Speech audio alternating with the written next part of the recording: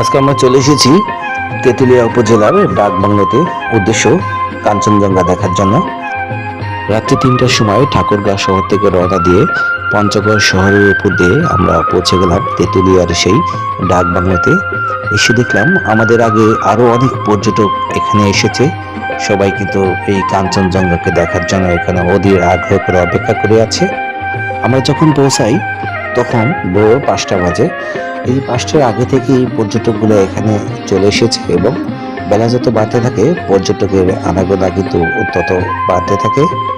অবশেষে সবাই তাকিয়ে আছে সেই কাঞ্চনজঙ্ঘার দিকে, যেখানে কাঞ্চনজঙ্ঘা উঠবে। আমরা এখন যেখানে দাঁড়িয়ে আছি এটা হচ্ছে বাংলাদেশের শেষ প্রান্তে। মাঝখান দিয়ে একটা নদী, মহানন্দা নদী, সেই নদীর ওপারে ইন্ডিয়া এবং এই পারে বাংলাদেশ। তো অবশেষে সকাল 6টার পরে কাঞ্চনজঙ্ঘা হালকা একটু আকাশে দেখা দিল এবং দেখা দিয়ে কিন্তু আবার মিলিয়ে গেল। পরবর্তীতে আমরা আশা ছেড়েই দিয়েছিলাম যে হয়তো কাঞ্চনজঙ্ঘা আজকে আর দেখা যাবে না, কিন্তু ভোর 6:30টার পরে কাঞ্চনজঙ্ঘা কিন্তু আবার স্পষ্টভাবে দেখা দিল এবং সবাই মিলে বেশ উপভোগ করলাম। দেখে মনে হচ্ছিল যে কাঞ্চনজঙ্ঘা হয়তো আমাদের খুবই কাছে আছে।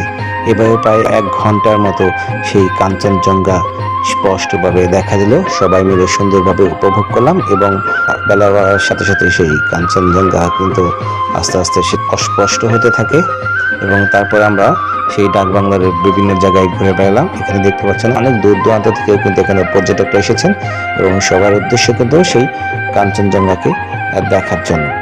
তো সত্যি খুবই ভালো লাগলো এই ডাকবাংলাতে সেই এই কাঞ্চনজঙ্ঘাকে দেখতে পেয়ে। আসলে নভেম্বর মাসের দিকে কিন্তু এই কাঞ্চনজঙ্ঘা দেখা যায়, পরবর্তী সময়ে কুয়াশা বাড়লে সেটা কিন্তু আর দেখা যায় না। তাই তো এই সময়টা মূলত এইখানে পর্যটকের আনাগোনা বেশি থাকে। কাঞ্চনজঙ্ঘা দেখা শেষ করে অবশেষে আমরা চলে গেলাম সেই বাংলাবান্ধা জিরো পয়েন্টে এবং সেই জিরো পয়েন্ট দেখা শেষে পঞ্চগড়ের বিভিন্ন জায়গা আমরা ঘুরে ঘুরে দেখেছি। এই শীতের মধ্যেই পঞ্চগড়ে এসে ঘোরাঘুরি করতে খুবই ভালো লাগলো। তো আজকে আপনাদের মাঝে সেই কাঞ্চনজঙ্ঘাটা একটু শেয়ার করলাম। সবাই ভালো থাকবেন, সুস্থ থাকবেন। আল্লাহ হাফেজ।